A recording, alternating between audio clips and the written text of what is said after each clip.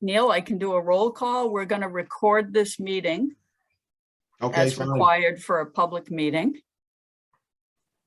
I'll do a roll call then. Yeah, that's fine. Okay, thank you. All right, we've got Neil Merritt, Elizabeth Ainsley Campbell, Tom Holder,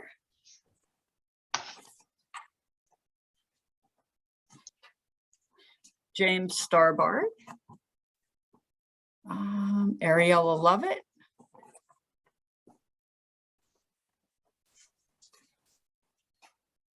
got Jen Peterson, Kristen King,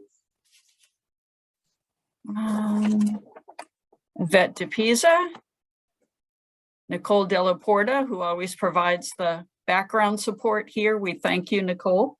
And me, Kathy Romero, Bob Profit, who I wanted to introduce as the new member who has been appointed by Commissioner Suberg. And Bob is the superintendent for the Bourne Water District, as well as president of the Barnstable County Water Utility Association. Bob is replacing Marcus Kemp on the position selected by MassDEP on the committee. Marcus informed us that he was not able to attend meetings. He had conflicts. He's retired and wasn't able to continue. So we wanted to thank Marcus, and Neil, maybe the committee could send a letter to Marcus. We'll be glad to draft that up for you to thank him for his service on the committee. Yeah, Kathy, I think that'd be a good idea.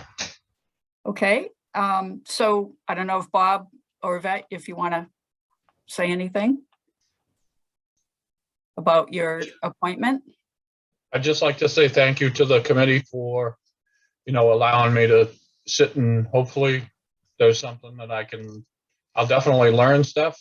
Hopefully I can add to the committee as well. And I want to thank Bob for agreeing to be the DEP designee on this committee. And I look forward to working with you as well as the committee as we move forward. And thank you. Thank you. And Yeah, we also, No, I'd like to thank Bob for joining the committee as well.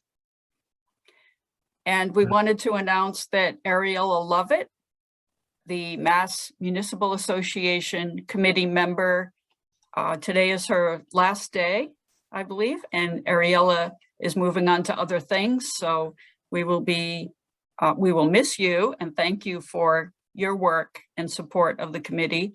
And we will be contacting Mass Municipal Association for another member for their slot on this committee. Yes.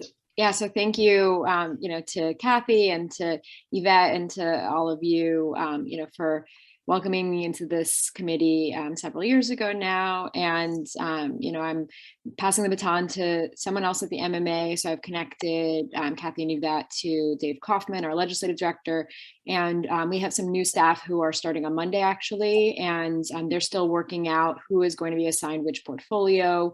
And so, luckily these meetings are, it's quarterly, is that right? Every 3 months? Yeah. So, there will be more than enough time to, figure out who at the MMA will step in and get them oriented, and then they should be, available to attend the next meeting.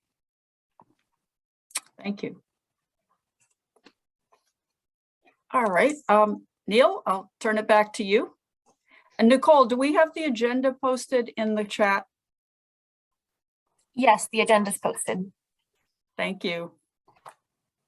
All right, Kathy, thank you. First item is review of draft minutes from the last meeting.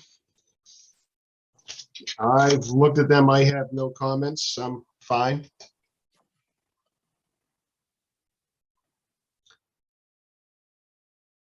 We get a motion to accept the minutes? So moved. I'll second. Who seconded that, please? I Jim? think I don't know, between me and Neil, it might have been a tie. Go ahead, Okay. Jim, it's yours. We'll have to go to the instant replay. I'll do that later. Okay, all those in favor? Aye. Aye. All opposed? Okay. And we'll note that Sean Osborne joined the meeting. Hi, Sean. Hello, Kathy. We go on to assessment program updates. Kathy? Yes, billing has been taking place successfully since December. The bills went out. I would say I'm not getting any more calls than usual with questions about the billing, just the usual calls. And there has been slower mail delivery, I would say, of people sending in their bills. They've been sent in a timely manner, but taking a little bit longer to get to our lockbox because of the mail delivery itself. So we've had a few cases of people sending in their payments towards the end of the due date period, and our late notices crossing in the mail. So we've had a few extra calls of people saying, oh, I sent my check in. I just want to make sure that you received it. So the revenue unit has been very helpful checking their side of things to make sure that those checks were received. And we get back to everybody, letting them know that.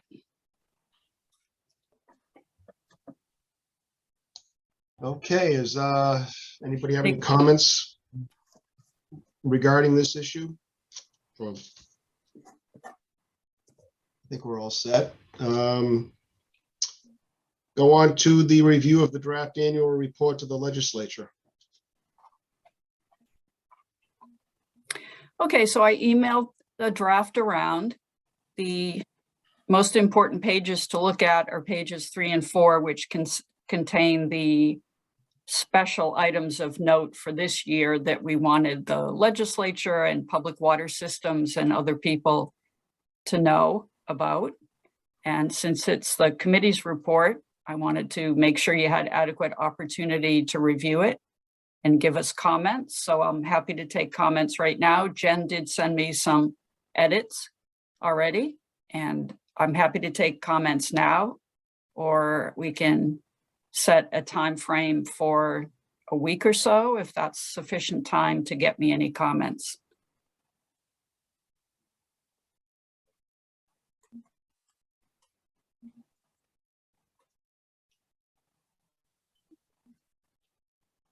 So does anybody have any comments right now? I'm just curious how people are people doing the virtual training sessions. Is that really a popular item? Participant wise, you mean? Yeah, The yeah. people participating? Yes. Yes, they are. I know RCAP has been partnering with us on doing a lot of these trainings and using the GoToMeeting platform. Is that right, Jim? Go-to training, yes. GoToTraining. Okay, thanks. And yes, they're getting great participation, and we are as well. Yvette, did you want to add anything to that? Just to support what you said, we are seeing more participation than when we are going out on the road. And I think it has a lot to do with folks not having to travel. Obviously, any kind of hands-on training, that's not a part of it. But there's a lot of interest, and the participation is really high. We just did one for well drillers, and I think we had more than 100 folks show up for that, which is kind of groundswell. So now it's going well.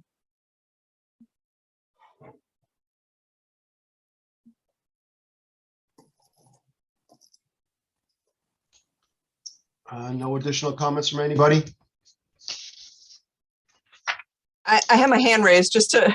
Oh, I'm sorry. No, that's okay. I never really know what people prefer here. I just wanted to put some context to the comments that I had submitted back to Kathy so that you guys are aware. I asked for a little bit more text around the PFAS heading. to point out that Massachusetts has its own drinking water standard and how many water systems have exceeded that standard, and the action that they're going to have to take, and it could be expensive. Obviously, I think the legislature needs to continue to hear that so that they understand that there's a significant cost there. And then on the funding for PWS heading, I wanted a little bit more information to explain how those funds were going to be distributed through the Clean Water Trust, which is a competitive loan program. I think there's a lack of understanding on the legislature's part about how the funding works. I think we're trying to dispel the myth that this is, free money. In a lot of cases, it will require a loan that needs to be paid back. And so I think the legislature needs to be aware of that, and the fact that projects are competing against each other in terms of, highest public health priority. So not everyone may get a loan or access to that funding. So those were the main points that I thought we should hit upon in a little bit more detail. And then under the assessment rate structure, I think the sentence was that the advisory committee supports the use of assessment funds by the DWP and recommends higher staffing levels to improve programs. I think really what I believe this committee has discussed is that the legislature needs to provide additional funding to increase staffing levels. So I just thought we should make that clear that it's going to require more funding for the DEP line item.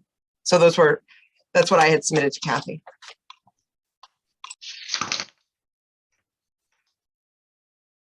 Okay, thanks, Jen. Any other comments on this?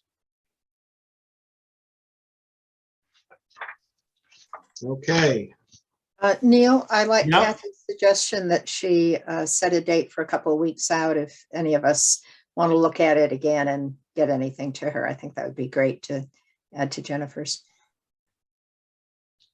Okay, 2 weeks from today, is that fair? All Okay. right, thank you. Thank you.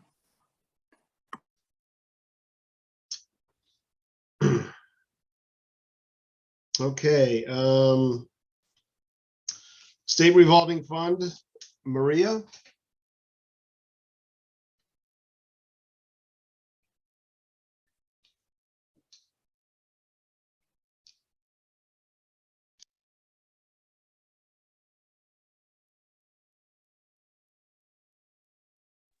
You're on mute, Maria. Okay, my camera is not working well, so I'm kind of blind here, so forgive me. Okay, good morning. I'm really happy to be here talking to you.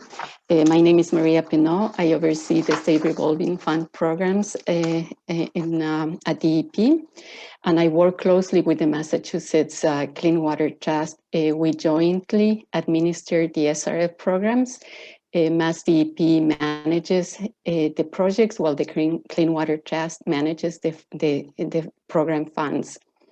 Yvette asked me today to provide a brief overview of the federal supplemental funding that the state revolving fund programs are receiving and what the expected investments in Massachusetts are. And as you know, there are two new sources of infrastructure funding: the American Rescue Act Plan, also known as ARPA, and the Infrastructure Investment and Jobs Act, also known as the Bipartisan Infrastructure Law, or BIL, as the EP refers to this funding. Next slide, please. So I'll start with the ARPA funds. Chapter 102 of the American Rescue Act of 2021, through the Massachusetts legislature, appropriated $100 million of this, the funds that the Commonwealth received to support the state revolving fund projects. And out of these funds, approximately $13 million came with specific earmarks to projects. So those funds are not available for the program. The remaining of the $100 million, about $87 million, the trust, in coordination with MassDEP, intends to use this funding to provide principal forgiveness to lower cost on construction projects. And the plan is as follows. $67 million will be used to award loan forgiveness for all construction projects in the 2021 intended use plans. These projects are currently under construction, which provides an efficient and timely disbursement of the funds as the projects are being constructed. And that leaves us with $20 million that the trust intends to provide principal forgiveness for combined sewer overflow abatement projects that appear in the 2022 intended use plan, now in draft form. Many of these projects are located in environmental justice communities. Next slide, please.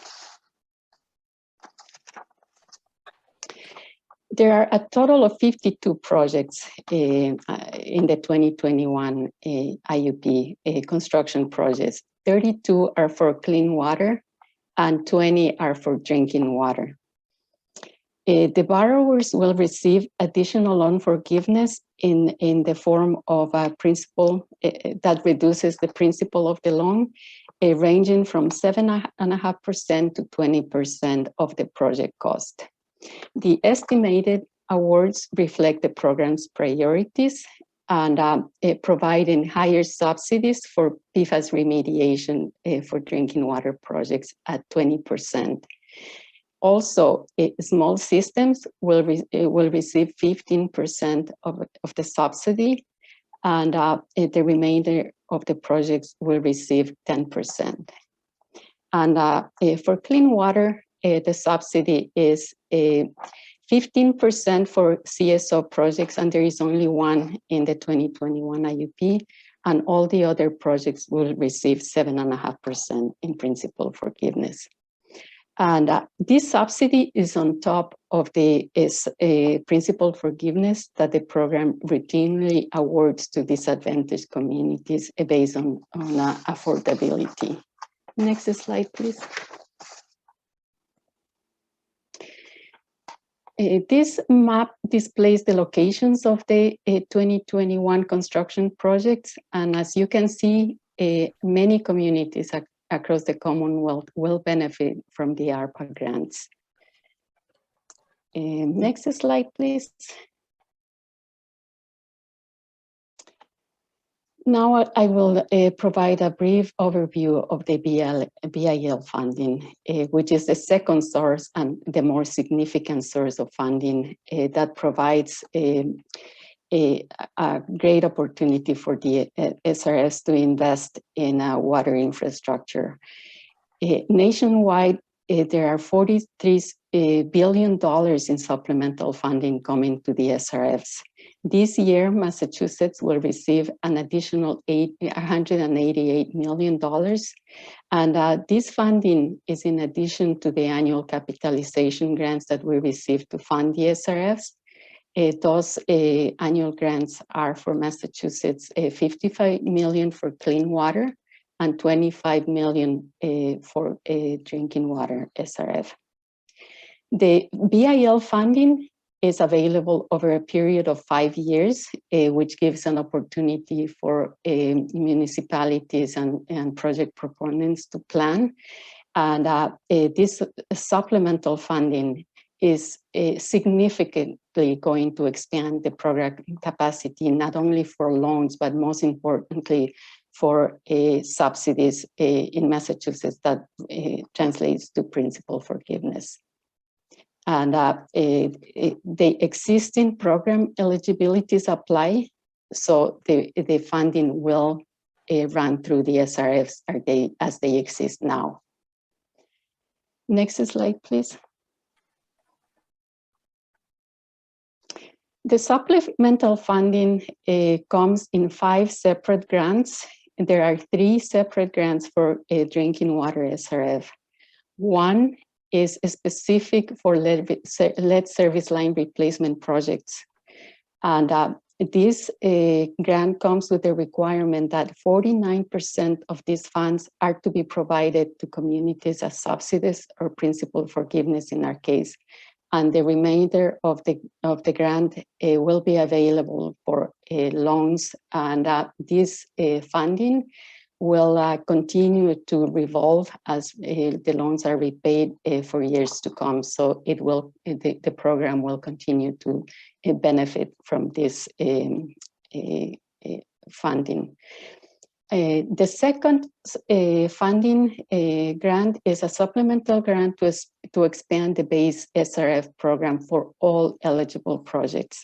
And again, 49% of this funding has to be provided as principal forgiveness. And the third grant for clean drinking water SRF is the emerging contaminant grant, and it focuses on PFAS, but it could also be used for other emerging contaminants. And what's significant about this funding is that 100% of the funds are to be provided as principal forgiveness for eligible projects. Now, the other two grants are for clean water SRF. And again, there are two separate grants, a supplemental grant that will expand the base program for all eligible projects, and a second grant for emerging contaminants. And these funds also, 100% of these funds are to be provided as loan forgiveness. Next slide, please. So this table lists by year the estimated amounts that Massachusetts will receive over the next 5 years, approximately in total $1.2 billion in additional funding, and this includes the state match. Massachusetts intends to put these funds to work expeditiously, and starting this year. We have recently published the draft intended use plans, and the unprecedented program capacity of $1.3 billion combined is indicative of the funding that we are putting to work, the additional funds. So next slide, please. In this slide, I provide a brief overview of the draft 2022 IUP, and we're providing $350 million in supplement in funds to finance projects, and there are $313 million for 41 new construction projects for drinking water, $29 million for 6 carry-over projects. These are multi-year projects that continue to appear in subsequent IUPs, and $10 million for planning projects, in addition to the emergency set aside, and also we are funding 7 asset management grant projects through grants of about $761,000. Please know that there will be a hearing on the draft IUPs next Tuesday at 10 a.m. and it will be virtual, and there is a link on the website that has the information about the hearing, but if you need to access it, let me know and I can assist you with that. You will know that this year's program capacity for drinking water is double the normal capacity of about 150 million. So this will be a very busy year for SRF. Next slide, please.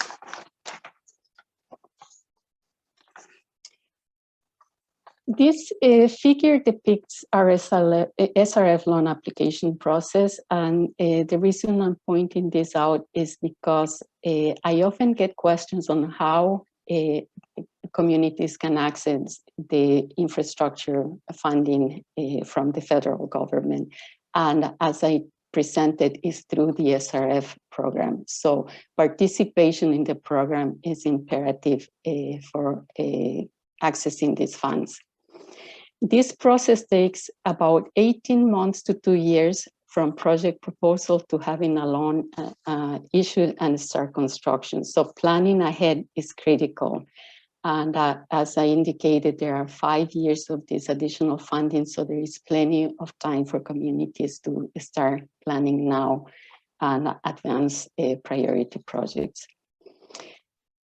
The SRF deadlines are established according to EPA grant requirements and therefore are fairly fixed, but MassDEP and the trust will work with communities to meet specific project needs. So it's important to stay in touch with MassDEP and also the trust regarding deadlines.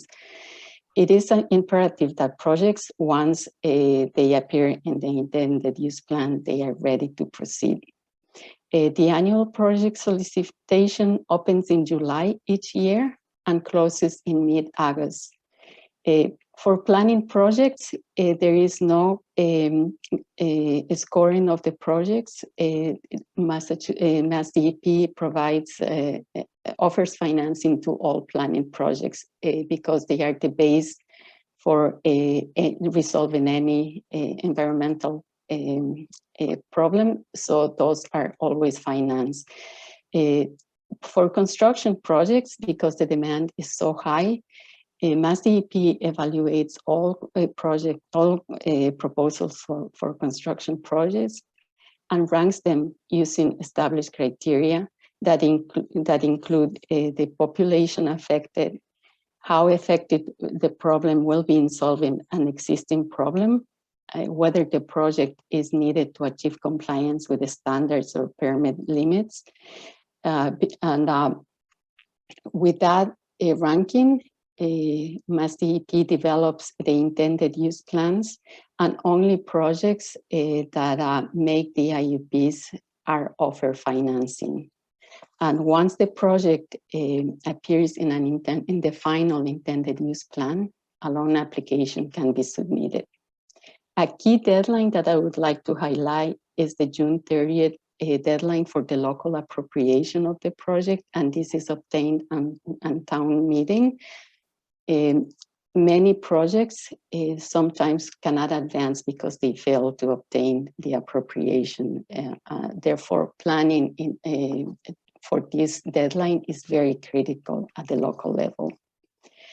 The SRF loan agreements are typically issued before the end of the IUP year, and then construction can start the following spring. And this is the cycle of the IUP financing process. At this point, I would like to take questions if you have any, or I also have provided in the next slide my contact information and also information for Nate Keenan at the trust. Should you have any questions, please feel free to reach out. Thank you. Maria, this is Kathy. I had a question in the chat to me. Is it okay to share this presentation with the members? Yes. Okay, I'll send it after the meeting. Thank you. Okay. I had the same question, Kathy, so thanks for asking that. Thank you, Maria. Are there any other questions?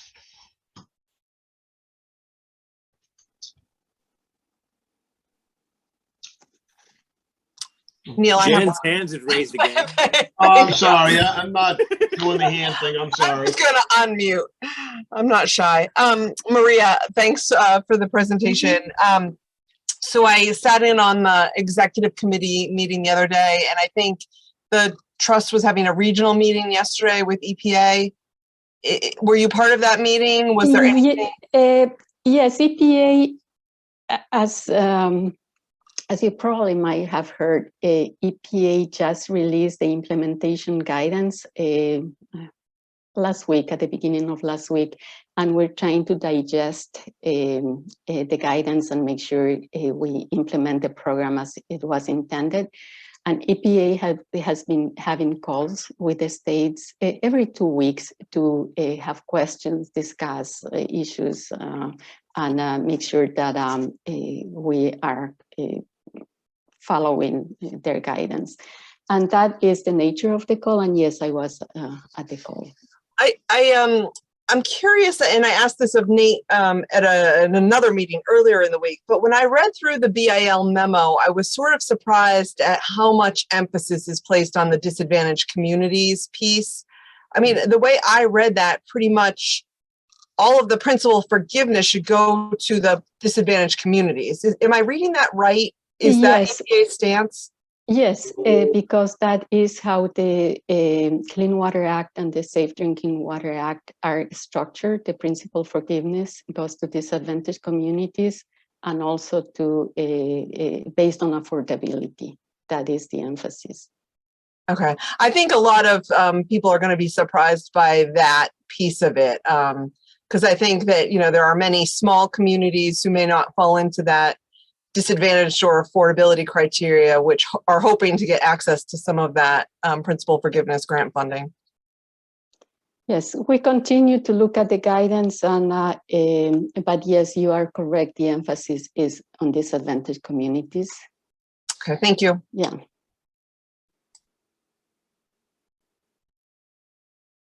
Okay.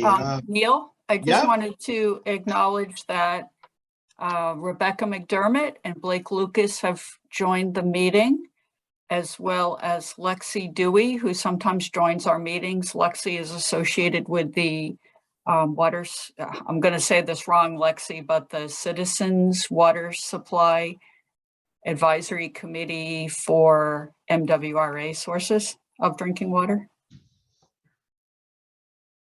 Sounds good to me. All right, thanks. All right, welcome everybody. I guess there's no other questions, so we'll go on to Yvette with a drinking water program update or updates. Yvette? Thank you. And thank you, Maria, for that really good information on the funding. Maria is very busy talking a lot about how things are being set up. And I was at that meeting with EPA yesterday, and there are lots of things to be worked out because the guidance was pretty thick. And for someone like me that's not really into the financing side of it, it's going to take me quite a bit to figure out exactly all of the things that they're expecting of the programs. Okay, I wanted to just start by asking the group if they're getting sufficient information from us on the things that we're working on. I have been trying to make sure, and Kathy's a big part of it, make sure that you get all of the information that we're sending out to water suppliers and others. And that would include the bi-weekly in the main newsletter, but also any training flyers or things that we're doing. I know like yesterday we sent out stuff on the lead in schools part of the programs. So I just want to make sure that everyone's getting those things, because that's the way we've been communicating with our water systems. That I just put in the chat the program director email address, and that people should email that address to ask to be added to our emailing list if they're not on it. And we hope that you would encourage the groups that you represent on the committee to sign up as well if they're not signed up. Yvette, could I just, one thing which may just be particular to me, I don't know, maybe Kirsten can comment on it too, but when the emails come like that Lead in Schools one, where it's sort of embedded into the email, it's very difficult for me to kind of take that and put it into our email system. So I don't know if you can also attach like a flyer, like, because then I can just attach a flyer. When it's sort of all the graphics are in that email, it's not useful to me to kind of push it out. Thank you. I didn't realize that, and that's something that we will do, because we do have the separate flyer, but for reaching out to the individual childcare facility, they prefer to have it embedded in the letter, but we can do both. So we will do both. I also want you to know that in addition to the in-domain, as we provide specific program information to a water system, we send out separate direct emails to the water systems. And if they don't have an email address on record with us, then they will get a hard copy. So as, for example, the getting ready for the LCRR, we are doing individual letters, their water supplier, and we send that directly to them in addition to what might show up in the main newsletter. So we are trying as many ways as possible to make sure that the water systems are getting specific regulatory information. I wanted to mention that right now, we have 14 vacancies in the program that we're trying to fill, and it's a significant number. The folks that have retired or moved on were, really experienced folks. So we are, like everybody else, trying to, get back uphill with shoring up the experience, but also working through the process to fill 14 positions. One region has 5. So even though we wanted to move pretty quickly with getting ready for the LCRR, it's just not. It's not something that we're going to be able to move as quickly as we would like to. However, all of these packages are somewhere in the process, and we're hoping that in the next 2 to 3 months that we would have, most of them filled, but then there's still, these folks probably won't be experienced, and there'll be that process of getting them up to speed. I wanted to just mention a couple of areas that, well, first, I just want to mention things that you should remember. The annual statistical report deadline is April 15th. We are going to be doing a lot of reminders and postcards and whatever we can do to make sure that we have maximum compliance by April 15th. We're also going to remind you that Drinking Water Day is May 10th, and information will be coming out on that for our program.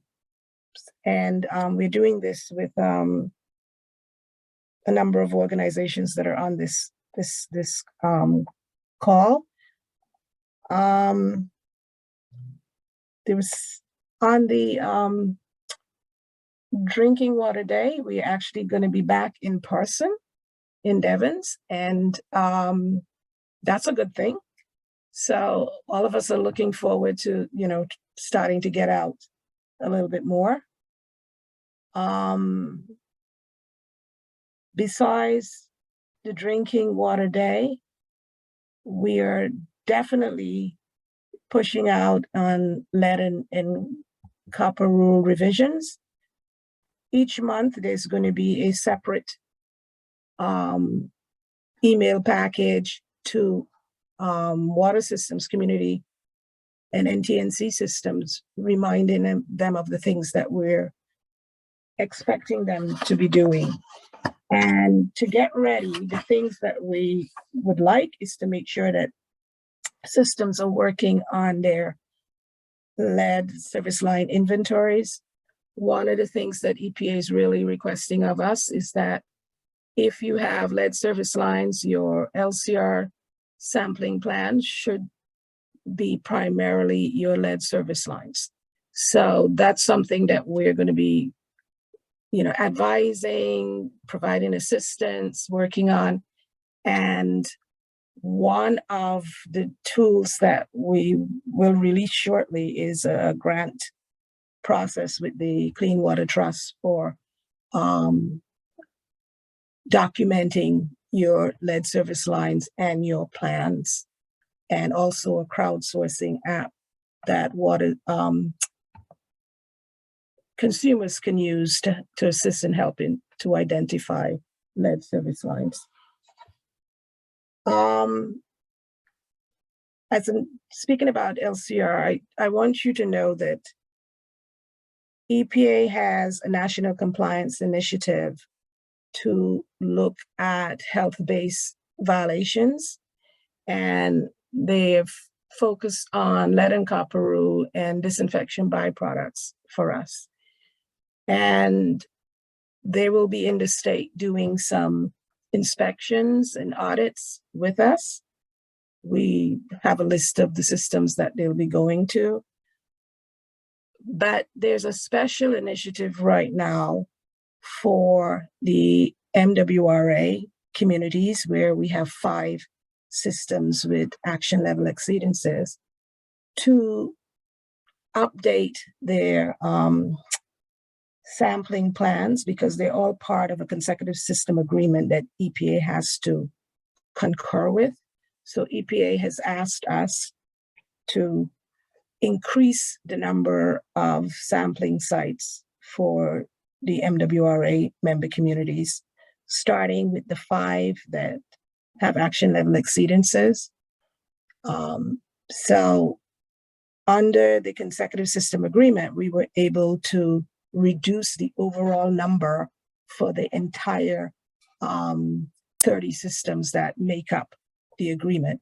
Now, EPA is asking us to step up the numbers by 33% to make sure that the system is only using lead service lines, if indeed they do have lead service lines for their sampling plans. And they're also asking us to look at the increased public health protection messages that are in the LCRR and begin to start using them if the systems within the MWRA were to fail the action level going forward.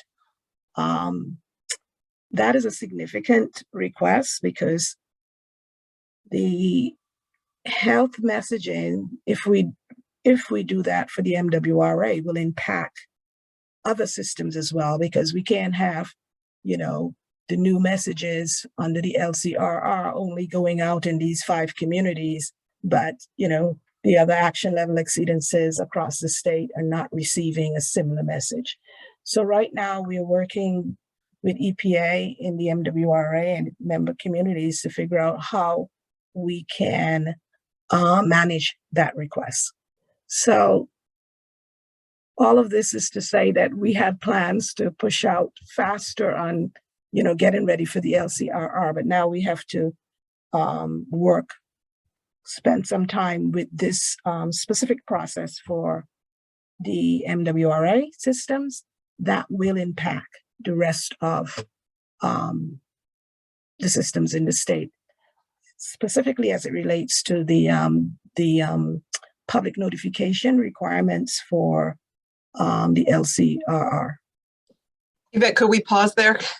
Yep.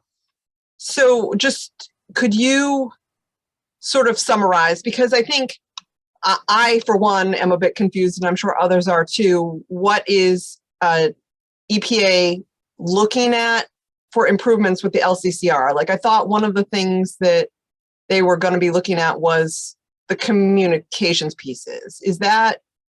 Am I incorrect there? Are they moving forward with what they had proposed for communication in what we saw in the revised LCRR?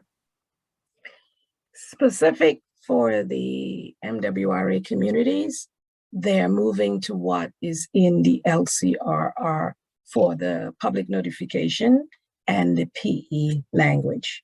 So is it just the language, or is it also the timeframes? Because They're looking at the timeframes as well, but because their rules are not final, we are working to figure out what can be practical, but they are trying to move all the way to the LCRR for the PN and PE with both the language and the timeframes. So is that 24-hour notification for? It is 24-hour notification for the PN. So that's a big piece of the work that I'm doing right now with EPA and the MWRA, which is impacting other things that we need to work on, because we can't. 24-hour notice is not possible right now, but we have to figure out what would be a practical time period based on what it really takes to do that notice. Is Region 1 looking at this for water systems in other states as well, or is MWRA sort of the bellwether here? They have in other states, but what they're looking at is multiple action level exceedance over a 5-year period. And my understanding is that they are doing this nationally, that they want to get the systems that are having these problems really get their messaging out, so that on the private side, lead service lines, that folks will increase the removals. So it's a stepped process to get us to 2024 when the rule is actually final. And are they using that if something's going to go into effect in 6 years, we can make you do it sooner? Is that sort of how they're approaching this?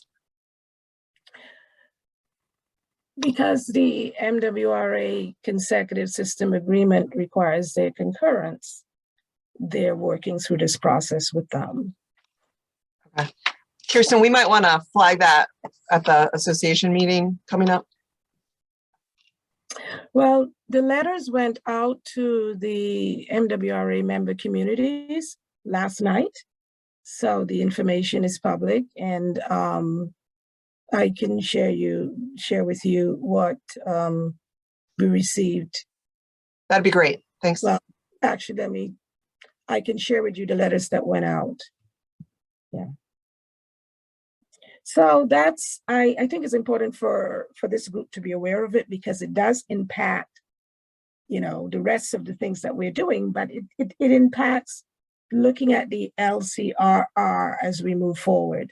I do want to remind you that when we have a comprehensive enforcement strategy for drinking water, and what it says in there, and this is since the surface water treatment rule going all the way back, when we have a final federal regulation and we know what it says as it relates to public health protection, that we in the state begin the process of getting systems ready to address that public health message that is final. So the health language in the PE and the PN is final. So if we come across a system that is having an action level exceedance, we will be asking them to use those messages. The timing, we will work on that, but because of we still have to figure out with EPA what that means, because they still don't have their guidance for the final rule. So we are now crafting with them what would be the guidance that they want us to use in the state, starting with the MWRA communities and then moving on to others.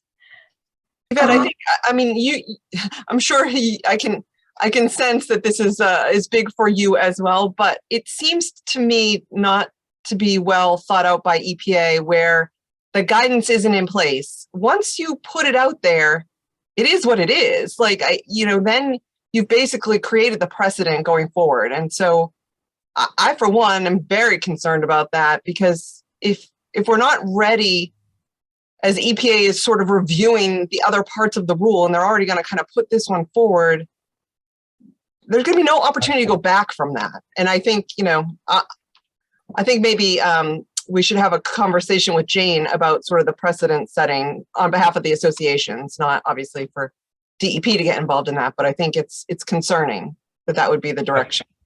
Well, we're still working this out. We're still explaining all of the things that you are explaining. And so is the MWRA. And I think it's important now that the letters are out to the member communities that you are aware of it. And we are continuing to negotiate what can be done and the fact that it impacts everybody. Health messages are, you can't, it's out there, then everybody gets it. So that means anyone who fails the action level going forward should get it, not just the MWRA member communities. So I will leave it at that, but that is consuming a lot of our time. And obviously, you know where we are with PFAS. We have sampled all of the community and the NTNC systems, and we're down to like the last 150 TNC systems to sign up for the free sampling. We think that we have that as organized as we can have it. So we're shifting focus at this point and spending a bit more time on the LCRR. We're definitely spending a lot of time on making sure that there's educational material out there on cybersecurity. And we now have an attachment to the biweekly in domain that's specific to cybersecurity. And we are going to continue to work on that. There is some training coming up on cybersecurity as well as supply chain issues that we are participating in, and we'll make sure that we continue to work on the educational pieces associated with it. Trying to think what else. One other piece of work that you will see shortly is the emergency response plans checklist. As you know, under the federal OE of 2018, all community systems over 3,300 in population had to do risk assessments and emergency response plan updates. And as of at the ending of last year, all systems should have certified to EPA that they've done that work. So in our regulations, we also require public water systems to have an up-to-date emergency response plan. And now that we know that there have been significant changes in emergency response plans to add the changes that came out of AWARE, which would include cybersecurity, we will be asking systems to update their emergency response checklist. And all it is a list of questions that ask, did you cover cybersecurity? Have you updated it to address supply chain issues? And you need to identify where in your emergency response plan you have this information, and certify, sign you, and send it back to us. This is because we do not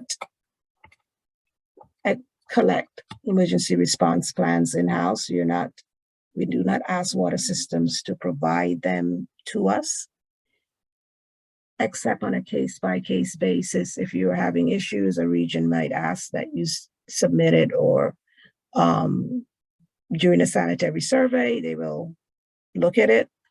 So our way of water systems documenting that they have done their emergency response plans and update them is that we get the the ERP checklist submitted. So that will be coming out. And we're trying to time it so that it's not confusing with the confusing systems with the annual statistical reports. So sometime around the end of April, we'll probably be looking to get those in. Yvette, Yes. do you foresee EPA or MassDEP opening this up, the LCRR, up for public comment? Because as irrational as even the public notice, there's other rules that EPA stands by that are equally as irrational for public water supplies that I think should be addressed. If they're going to look at the process as a whole, I think they need to maybe open it up for public comment through the public water supplies so we can, I don't know, is that an in the works thing? Yeah, well, the way it works is that we will draft our regulations based on the final federal reg, and we have to be equal to the federal reg or more stringent. So that will come out for public comments. And we bring questions to the Safe Drinking Water Act Advisory Committee, like issues that we need some special feedback on. But in most cases, we will stick to the federal rule because that's how primacy works. You have to draft the rules equivalent or more stringent than. So how we manage the workload is probably where we'll be asking for, comments and feedback. But the regs itself is pretty much what you've seen in the federal rule. We will provide much more training as we move forward, just talking about what's in the rule and where we are going with it and trying to get folks ready. I guess that was my question or comment. I mean, EPA at this point really has a way of fixing some of their inconsistencies where they're revisiting this whole lead and copper rule as a whole. Is there a way to make MassDEP or even the public water supplies a version of their making these rules before they're so unbelievably strict that it's crazy for a public water supply? Well, Bob, so we had commented on the draft rule. Yeah. New England Water Works pulled together a group and we submitted comments on the draft rule. Okay. And EPA did, their normal public process, and they came out with the final rule, and then they pulled it back. And then they said that they were going to move forward with some parts of it and continue to improve other parts of it. Yeah. Based on comments that they received during the public comment period. My editorial comment is those improvements won't be in our benefit. They are, designed to address some concerns that others raised about the public health impact and the need for quicker action. So I just don't want you to think we didn't comment. We did comment. It is the normal process. And yeah, that was my question. Has it already happened? Have they already gotten public comments, or is there going to be another public comment? Yeah, and then like last week, they held a public hearing on their entire lead strategy. And so I testified and others testified, and that's broader than water, but I focused on water and some of the concerns that we've heard about that. Yeah. So it's not for lack of AWWA, New England Water Works, all of us trying to make it more reasonable. Okay. It's there's a lot of opposing pressure there, I'll just say. Okay. I mean, there's a lot of concern about making sure that the health messaging is based on the current science and knowledge. There's a lot of concern about environmental justice communities. There's a lot of concern about the fact that the private side lead service lines are still out there, and the incentive programs to get them out are not working as well as one would expect. So if, as a public water supplier, you take a look at your incentive programs for getting lead service lines out, your educational material that you're putting out so that homeowners are aware of the risk and will take action faster, I think that's a very good start. And we will be right there being as helpful as we can be.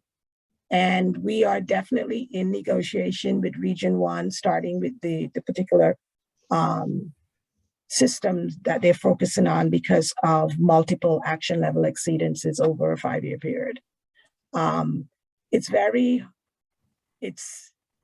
It's important and necessary work from a public health point of view.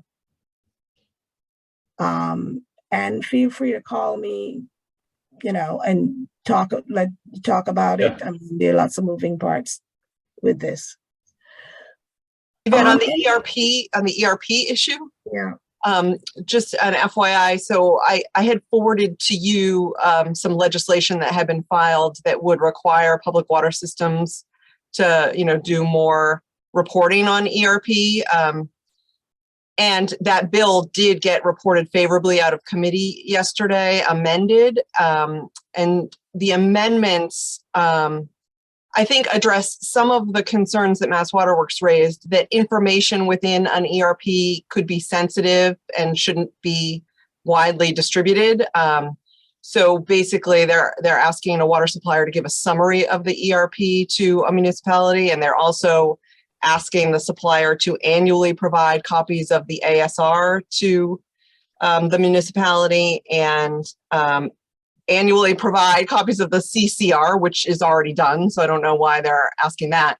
But the big part, which may be of interest for this group, and I'll be bringing it to the Mass Water Works Legislative Committee, is that they added in sort of a beefed up section that would require DEP to promulgate regulations to require the suppliers to provide financial relief to customers who experienced water outage longer than 48 hours in the previous calendar year. So that, I guess, I don't know how they define water outage. This whole issue arose from the extended boil order, which isn't an outage. It is a request to boil your water. You still have it. So I just want to make you all aware that that has some legs, obviously, as it got reported out of committee, and we'll have to be following that closely. Thank you, Jen, for that. I was not aware that it got reported out. So if there's anything you can send me so I can get it to. Yep, I'll send you that. That would be good. Yeah. There's a lot of interesting things that are coming up, and thank you for keeping an eye on it from your organizations. Any other questions? I wasn't gonna get into anything else because I think just having you think about the LCRR and the messaging in the new rules and how we will have to cope with that once it's released for any PWS in the state or in a neighboring state. Because if they're doing this in Rhode Island, and folks up here will be asking, well, okay, in Rhode Island, they have this thing about,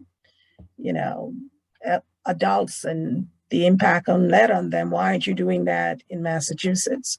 So this genie, as far as I can tell, is out the bottle. So we need to figure out how we manage it. Yvette, one other question. You said that you would now have the list of those water systems that are being targeted for the audit. Is that able to be shared with this group? Well, I will say that the 5 PWSs in the MWRA that have failed the action level are on that list. So it's the Malden, the Melrose, the Winthrop, Boston, And there's one other that's failing me at the minute, but yes. You said They fairly DBPs was another? I'm sorry? DBPs was another area of priority. And for DBPs, they'll be looking at Springfield and that group of systems out there. So all of those are, you know, either fail the action level or have some non-compliance that they've been working through. So those are public records and they're focusing on those right now.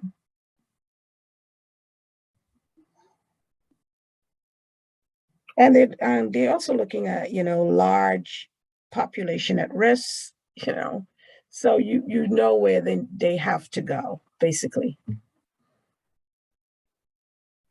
So any other questions on anything that we're doing?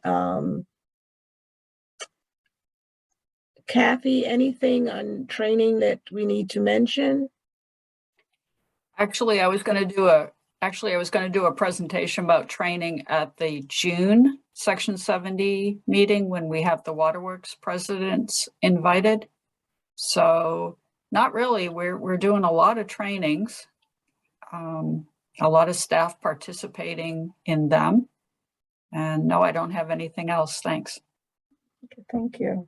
I'll just say that on the training issue, the Board of Certification has been talking about the online training and trying to codify their policy for what the minimum requirements are to verify participation and that sort of thing. So that's an ongoing discussion at the Board of Certification, just to make sure that the online training, you know, the people who are taking it are who they are and are participating. And we are working on a pilot for online training in TCHs. I don't know how far we are with that, but Kathy is lead on that, and I believe you're working with RCAP on that pilot. It's actually UMass, and they owe us UMass, very sorry. soon a final product. Yeah. We work with RCAP on many other trainings and very successfully, so we appreciate that partnership. So we are, yeah, trying to keep up with the times. Yeah. Yvette, I have a question. I guess UMass and DEP is working on a study of point of use filters for PFAS removal. Yes. Do you know where that stands? I have a lot of people asking me about their Brita filters and the refrigerator filters, and I just tell them I can't really answer that question. So we were a bit delayed because of supply chain issues, the different fittings that they needed for the trailer. UMass has a trailer where they're going to take it to volunteering communities that have PFAS over a certain level. And they finally have the first one up in Townsend, Massachusetts. They've done it there. And they're ready to move on to another community.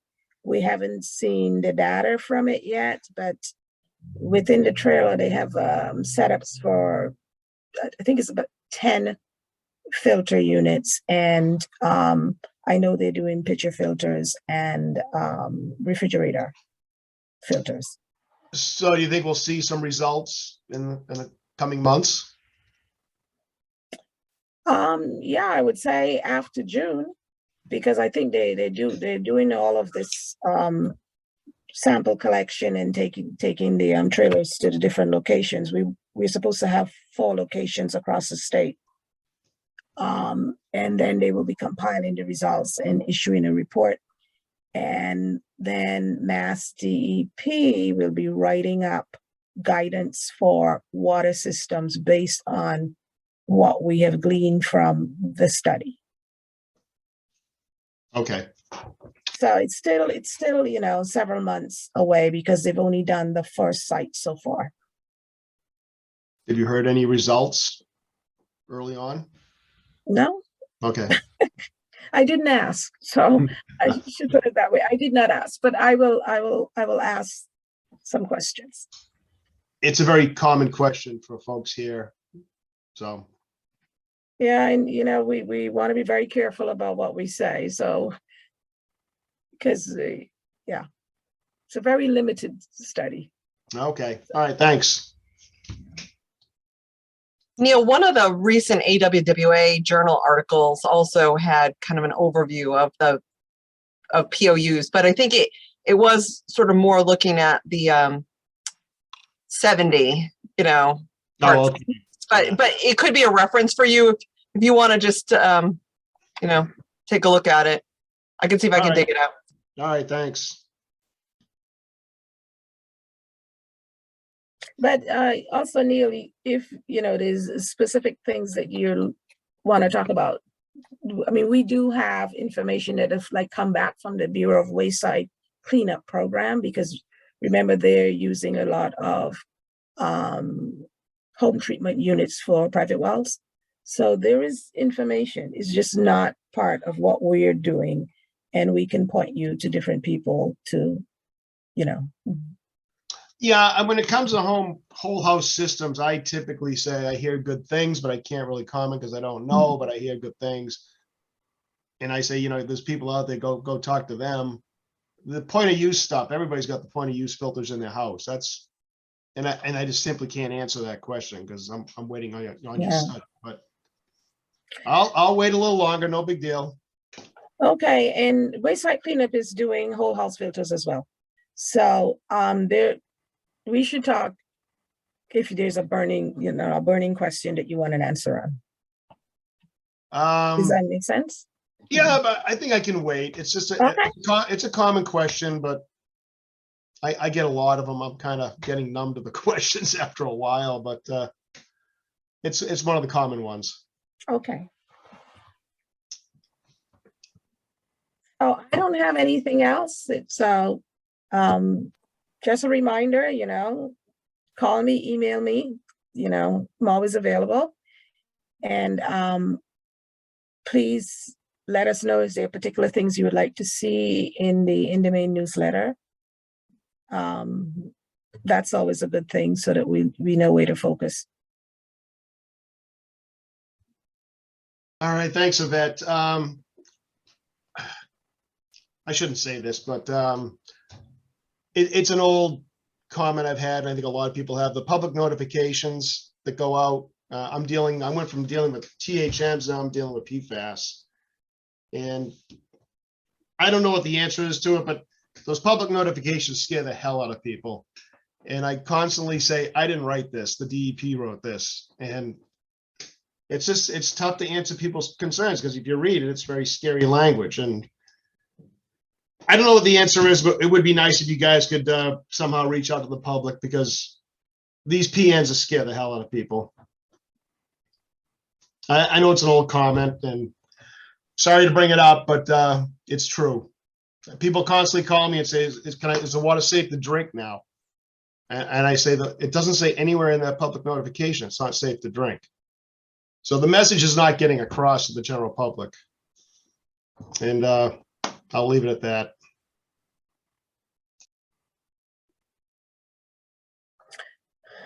Yeah. Have you read the LCRR revised language? No, I'm afraid to. We're in good shape, lead and copper, so I'm not too concerned about that one. But I'm dealing with PFAS now, and I probably take 100 calls a month, probably PFAS regarding the PN. So I just don't. People, I'm repeating myself, but people just read that and they think it's unsafe to drink, and I just think it's got to be put in perspective. It's easy for me to criticize, and I don't know what the answer is, but I'm just saying to you that it scares people. So there are two pieces that we put out. We put out the mandatory language in the PN, and then we do an FAQ. And now we have more tools available to us. So maybe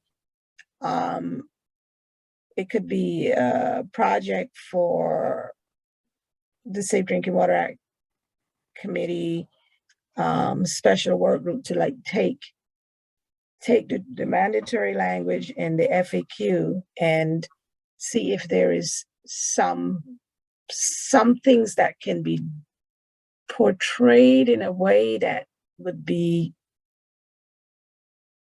more helpful in making folks understand what they must get, because the mandatory language, there's certain things that must be in there, but maybe there's something that we can do around it that would be helpful, and maybe that's something we can work on. I will just say that we had provided a lot of input in the very beginning, and it didn't seem to have much sway on where the language landed. So I think it's all there. It's all been submitted in the past. I think it's up to the Office of Research and Standards to kind of revisit that. So not that I'm not willing to kind of put some time and effort into it again, but I will just say that I think all of our comments are there. Neil, you're muted. I think a lot of people hear what they want to hear. So you could put together the greatest public notification in the world, and they're still going to read between the lines and say the water's unsafe to drink. So it's, maybe I shouldn't have brought this up because I'm not sure what the answer is to this problem. It scares people. I'm not sure there's anything you can do about it. And I just threw my 2 cents out there, but I'm complaining about it and I don't know what the solution is. I just know it scares the hell out of people. Well, I am hoping that with all of the funding that's coming to the state, that we work through these contaminant issues and get whatever treatment in place or whatever is necessary, so that maybe you won't be having to do these notices going forward. I won't have to do it much longer. That's all I can offer. Well, you know, and you got the UCMR 5. So what's coming next? I just don't see it ever ending, to be honest with you.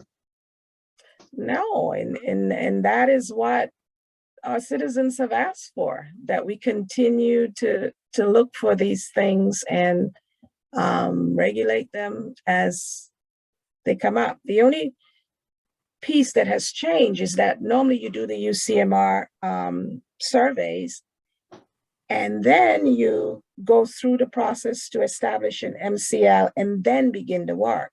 But now, as soon as you do the surveys, citizens want to have a number right there and then, and that has just like destroyed the process.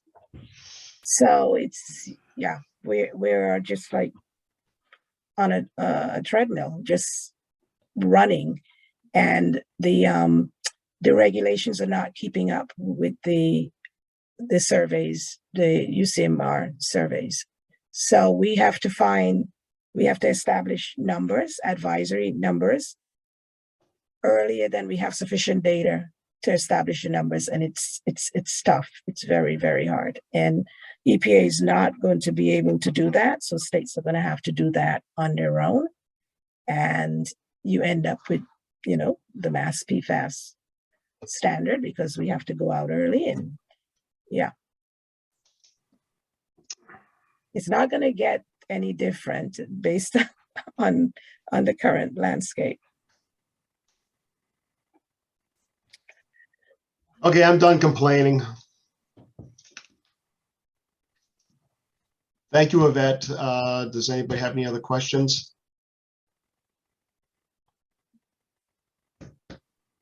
Okay, public comments. None there. Jim, I will call you after this meeting regarding the, Cool. Yeah, okay, I'll give you a call shortly. I guess we need a motion to adjourn. So moved. Okay. Thank you, everybody. Have a nice weekend, and I guess we're done. Thank Thanks. you. All righty. Thank Thank you. you. Everyone. Bye-bye. Bye. Thank you.